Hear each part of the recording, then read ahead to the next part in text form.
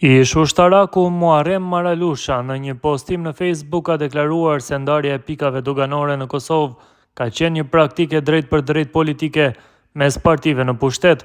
Sipas tij, PDK-ja ka kontrolluar disa prej tyre, ndërsa të tjerat janë marrë nga rrethi i ngushtë i Ramush Haradinajt.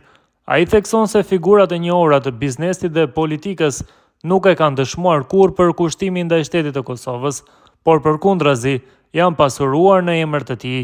As Ramiz Kelmendi, as Devolli e as Azem Sylla nuk e kanë treguar ndonjëherë dashurinë për Kosovën. Të gjithë këta u bën milioner, ka thënë Maralusha.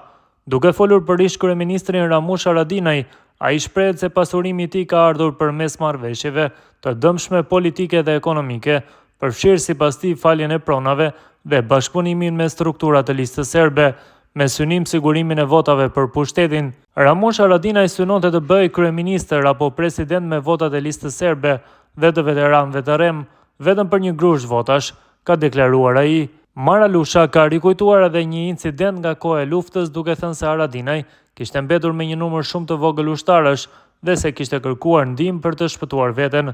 Ai përmendi se generalët Ahmet Krasniqi dhe Tahir Zemaj kanë pasur dieni të plot për këtë rast, por se të dy u vranë më vonë në rrethana të paqarta.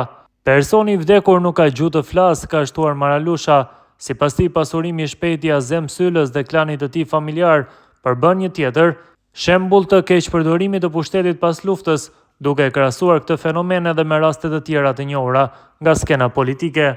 Brenda natës u pasuruan me qindra hektar tokë, ndërkohë që deri dje shkonin në treg me opanga në këmbë, ka thënë ai, duke e përmendur edhe Samil Ushtakun si pjesë të së njëjtës skem.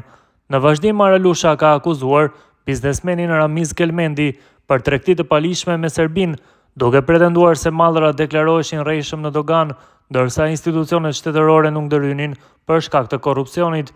Qeveria e dinte, prokuroria e dinte, por askush nuk merrte masa, sepse të gjithë ishin të përfshirë, shprehur ai. Ish ushtaraku vlerëson se ardhja e Albin Kurtit në kryet e qeverisë së Kosovës shënoi një ndryshim, pasi sipas tij u ndërprek kontrolli i veriut nga bandat serbe që vepronin nën direktivat e UDB-s. Kosova nuk është as Nasha as Vasha, citon Maralusha mesazhin e Kurtit. Ai ka kundërshtuar edhe deklaratat e fundit se ndihmat amerikane do të rikthehen pa kushte, duke thënë se Washingtoni ka dërguar një mesazh të qartë qeverisë së Kosovës për rikthim në dialog me Serbinë. Në fund ai ka mohuar pretendimet se disa shtete aleate ja kanë ndaluar Hashim Thaçit udhëtimin në Amerikë, duke theksuar se Anglia dhe Gjermania nuk kanë lidhje me këtë çështje.